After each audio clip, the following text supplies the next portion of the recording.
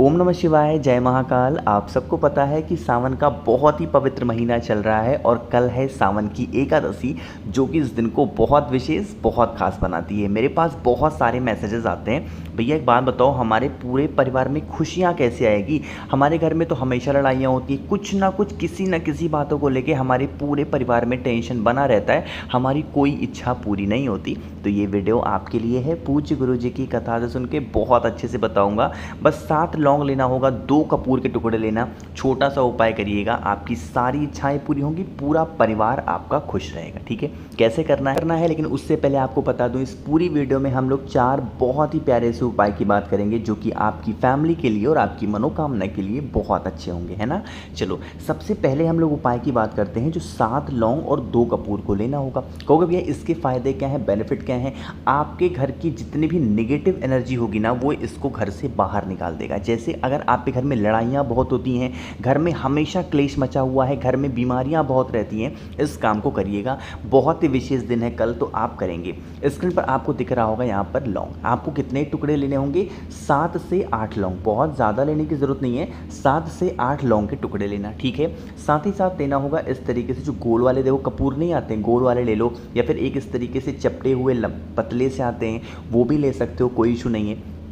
तो लौंग लोगे और साथ ही साथ कपूर लेना। ठीक है, इन दोनों चीज़ों को महीने में किसी भी दिन, जो कोई विशेष दिन पड़े, जैसे अष्टमी तिथि पड़ जाए, एकादशी आ जाए, प्रदोष आ जाए, शिवरात्रि आ जाए, क्या करेंगे, आपको अपने घर में जो आपके घर का मिड पॉइंट हो, जैसे मध्य बिंदु, मान लेते हैं कि ये आपका घर है, ठीक है, और आपके घर का मैंने यहाँ पर एग्जाम्पल माना कि ये है आपके घर का मिड पॉइंट। ठीक है, एक ऐसे अंदाज़ा तो लग जाता है ना सभी घर में कि ये हमारे घर का मध्य बिंदु है। उसी मध्य बिंदु में जाकर के बैठना। ठीक है, एक छोटा सा प्लेट ले लेना, कटोरी लेना, कुछ भी लेना, 7 लौंग के टुकड़े लेना और 2 कपूर के टुकड़े लेना, उसमें रख देना। फेस अपना साउथ डायरेक्शन में मत रखना, बाकी किसी भी दिशा में करके बैठ जाना और उसको वहीं पे जला देना। किसी भी विशेष दिन, एकादशी, प्रदोष, मासिक शिवरात्रि, ऐसे कोई भी विशेष दिन आते हैं, उस दिन करके देखिएगा इस उपाय को। कभी भी आपके घर में निगेटिव एनर्जी प्रवेश नहीं करेगी, आपके घर में कोई बीमार नहीं होगा। और अगर आपके घर में लड़ाइयाँ बहुत होती हैं हर छोटी बात को लेके, तो आपके घर में हमेशा प्रेम सद्भावना बनी रहेगी। बहुत ही प्यारा सा, बहुत ही आसान सा उपाय है, तो ज़रूर करेंगे। ठीक है, समझ में आई के बाद मेरी पहली। चलो आगे बढ़ते हैं। अब इस वीडियो में हम लोग अपने दूसरे उपाय की तरफ। ये दूसरा उपाय आपको 2 चीज़ों में बहुत ज़्यादा फ़ायदा देगा। पहला तो ये फ़ायदा देगा कि अगर आपकी कोई ऐसी विश है, मनोकामना जो अधूरी रह जा रही है, वो पूरी होगी। दूसरा, अगर जिस भी मेरे भाई बहन के यहाँ कोई व्यक्ति बहुत दिनों से बीमार पड़ा रहता है, मतलब उसकी बीमारी ख़त्म ही नहीं हो रही है, तो आपको इस काम को करना चाहिए, है ना। स्क्रीन पर आपको यहाँ पर देखो एक फूल दिख रहा होगा, है ना। ये कौन सा फूल है, ये है आंकड़े का। हम सबको पता है कि आंकड़े के 2 फूल होते हैं और दोनों फूलों के अपने अलग महत्व हैं, अपने अलग उपाय करने से फ़ायदे हैं। एक होता है इस तरीके से बिल्कुल सफ़ेद आंकड़े का फूल होता है ना, और एक इस तरीके से कुछ नीलेपन में आता है। इन दोनों को चढ़ाने के अपने अलग फ़ायदे हैं। कल है एकादशी, बहुत सुंदर दिन है, करिएगा ज़रूर इस उपाय को। ठीक है, सबसे पहले बताते हैं कि अगर आपकी कोई विश है, मनोकामना है, काफ़ी दिनों से अधूरी है, नहीं पूरी हो रही है, क्या करेंगे, आपको लेना होगा फिर इस तरीके से आंकड़े का फूल। हमें ये हल्का सा जो पिंकिश दिख रहा है, हल्का सा नीला वाला, ये लेना है। सफ़ेद आंकड़े का फूल नहीं लेना है, हमें ये वाला फूल लेना होगा। ठीक है, इसको लेके चले जाओगे कहाँ पे, महादेव के शिवलिंग के पास। साथ ही साथ अपने घर से लेके जाना तांबे का लोटा, जिसमें जल भरोगे, कहाँ से, अपने घर से। ठीक है, इतने सारे काम कर लिए, लेके पहुंच गए महादेव के शिवलिंग के पास। हम सबको पता है कि महादेव का पूरा परिवार शिवलिंग पे ही विराजमान है, पता है ना हम सबको। ये जो जगह है, ये जो स्पेस आपको दिखता है, ये है माता अशोक सुंदरी का स्थान, होता है ना। आप क्या करेंगे, जो नीला वाला आंकड़े का फूल है, वो आपको माता अशोक सुंदरी के स्थान पे चढ़ाना होगा। डंडी रखोगे बाहर की तरफ, फूल का भाग रखोगे महादेव की तरफ। ठीक है, रख देना। उसके बाद यहाँ से फिर से उठा करके वही आंकड़े का जो फूल होगा, महादेव के शिवलिंग के ठीक ऊपर अपनी मनोकामना कहते हुए रखना। यहाँ पर भी सेम प्रोसेस करोगे, डंडी रखोगे माता अशोक सुंदरी की तरफ और पत्ती का मुख रखोगे अपनी तरफ, क्योंकि आप खड़े हैं किधर, उत्तर की तरफ फेस करके, यानी कि नॉर्थ डायरेक्शन में। समझ में आई क्या बात मेरी। उसके बाद जो 1 लोटा जल आप अपने घर से लेके आए हैं, श्री शिवाय नमस्तुभ्यम का स्मरण करते हुए इस फूल के ऊपर आपको समर्पित कर देना है। ठीक है, जो भी व्यक्ति नीले आंकड़े के फूल को पहले माता अशोक सुंदरी के स्थान पे, उसके बाद वही फूल को उठा के महादेव के शिवलिंग पे समर्पित करके अपनी मनोकामना कह देता है, महादेव उसकी सारे विशेष को पूरी ज़रूर करते हैं। ठीक है, समझ में ही बात। चलो यहाँ पर तो बात होगी मनोकामना पूर्ति के लिए। एक और बात करते हैं बीमारी के लिए। आपको बीमारी के लिए लेना होगा सफ़ेद आंकड़े का फूल। कौन सा?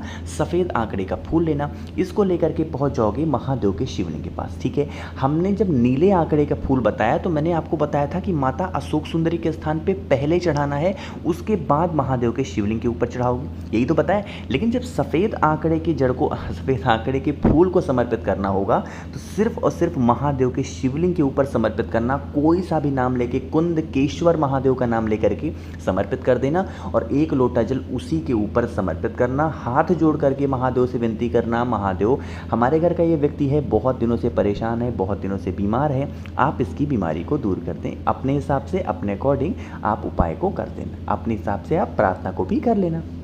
समझ में आई क्या बात मेरी? तो 2 उपाय की बात यहाँ पर हो गई है।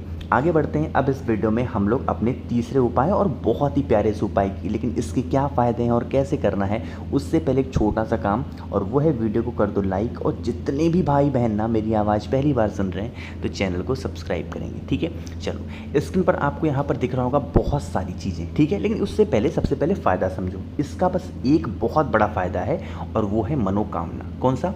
मनोकामना की आप सब कुछ कर लिए, हार रहे हो तो हमको ये उपाय ज़रूर करना चाहिए। ठीक है, ले लेना इस तरीके से। अब इसमें कौन कौन सी चीज़ें हैं? आपको लेना होगा थोड़ा सा घी, थोड़ा सा दूध। दूध लोगे वो कच्चा दूध होना चाहिए, गौ माता का दूध। ठीक है, दूध लेना। आपको लेना होगा थोड़ा सा शहद, आपको लेना होगा थोड़ा सा यहाँ पर दही। साथ ही साथ आपके घर में अगर मिश्री हो, मिश्री ले लो, गंगा जल हो, गंगा जल ले लो, या फिर कोई सा भी और सामान जो मीठे में आता हो वो ले सकते हो। ठीक है, इन 5 चीज़ों को लेना। साथ ही साथ लेना होगा एक बहुत ही प्यारी सी बेलपत्र जो कहीं से कटी पिटी ना हो, बहुत ही सुंदर सी हो। ठीक है, एक बेलपत्र ले लिया। उन सभी चीज़ों को लेके और उस एक बेलपत्र को लेके पहुंच जाओगे महादेव के शिवलिंग के पास। सुबह जाना चाहो सुबह जाओ, शाम को जाना चाहो तो शाम को भी जाओ। ठीक है, अब क्या करोगे? ये जो स्पेस आपको दिखता है ये है माता अशोक सुंदरी का स्थान। होता है कि नहीं होता है? आपके पास में जो एक बेलपत्र है ना, 1 मिनट, आपके पास में जो एक बेलपत्र है ना, उस एक बेलपत्र को माता अशोक सुंदरी के स्थान पे रखोगे। बिल्कुल सीधा सीधा रखना है, उल्टा नहीं रखना है, जिसमें डंडी होगी बाहर की तरफ और पत्ती का मुख होगा महादेव की तरफ। ठीक है, इतना काम कर लिया। अब आपके पास में जो 5 चीज़ें मैंने आपको बताई, दूध, दही, घी, शक्कर या फिर कोई मीठा, उसको आपस में मिक्स कर लेंगे। जब मिक्स कर लोगे किसी कटोरी में उन 5 चीज़ों को डाल के, तो वो बन क्या जाएगा? वो बन जाएगा पंचामृत। बनेगा कि नहीं बनेगा? तो उसी पंचामृत को, ये जो बेल आपने यहाँ पर चढ़ाया है, बेल का पत्ता, बेलपत्र, इसी के ऊपर जो बड़ी वाली पत्ती होती है, आगे की जो सबसे बड़ी पत्ती होती है, उसी पत्ती के ऊपर रख देना अपनी मनोकामना को कहते हुए। ठीक है, रख देना, हाथ जोड़ करके विनती करना, प्रार्थना कर लेना। उसके बाद यही जो यहाँ पर जो आपने बेलपत्र के ऊपर रखा हुआ है ना पंचामृत, इसी पंचामृत को थोड़ा सा उठा लेना और महादेव के शिवलिंग के ऊपर अपने दाहिने हाथ से, राइट हैंड से, उसी पंचामृत से अच्छे तरीके से लेपन कर देना। श्री शिवाय नमस्तुभ्यम का ध्यान करते हुए, स्मरण करते हुए, और उसके बाद 1 लोटा शुद्ध जल तांबे के लोटे से शिवलिंग के ऊपर रख देना, समर्पित कर देना और हाथ जोड़ करके महादेव से विनती करना कि हम लोग काफ़ी दिनों से परेशान हैं, अपने इस विश को लेके, मनोकामना को लेके आप हमारी इस इच्छा को पूरी कर दें। अपने अकॉर्डिंग इस उपाय को आप कर लेना और अपनी बात महादेव तक पहुंचा देना। ठीक है, समझ में आई बात? 3 उपाय की बात हमने यहाँ पर कर ली है। आगे बढ़ते हैं इस वीडियो में। अब हम लोग अपने चौथे उपाय और इस वीडियो के सबसे आखिरी उपाय की तरफ। ठीक है, अब सबसे पहले ये समझो कि इस उपाय को करने के बेनिफिट क्या हैं, फ़ायदे क्या हैं। इसका एक बहुत बड़ा फ़ायदा है जो कि हर घर की डिमांड है कि हमारे घर में कभी भी बीमारी प्रवेश ना करे, है ना। अगर आपके घर में कोई व्यक्ति बीमार है तो इस उपाय को ज़रूर करेंगे। स्क्रीन पर आपको दिख रहा होगा यहाँ पर बहुत सारी दूरबा, तो हमें भी लेनी होगी बहुत सारी दूरबा। क्योंकि भाई कितनी दूरबा लेंगे, तो आप अपने अकॉर्डिंग चाहो तो 10 ले लो, चाहो तो 20 ले लो, चाहो 21 ले लो, 22 ले लो, जितनी आपकी इच्छा हो उतनी दूरबा ले लेना। ठीक है, दूरबा लेना, जो हरी वाली दूरबा आती है वही लेना होगा, उसको लेना। साथ ही साथ 1 लोटा जल लेना तांबे के लोटे में, और जल भरोगे कहाँ से? अपने घर से। ठीक है, उसके बाद इन दोनों चीज़ों को लेके पहुँच जाओगे महादेव के शिवलिंग के पास। सुबह जाना चाहो सुबह जाओ, शाम को जाना चाहो शाम को जाओ। हम सबको ये भी पता है कि माता अशोक सुंदरी का जो स्थान है शिवलिंग पर वो यही वाला होता है जहाँ से जलाधारी से जल निकलता है, गिरता है। आप क्या करेंगे, आपके पास में जितनी भी दूर्वा है उन सभी दूर्वा को यहीं पे माता अशोक सुंदरी के स्थान पे रख देना। 10 हो, 12 हो, 15, 20, 25 जितनी भी हो रख देना।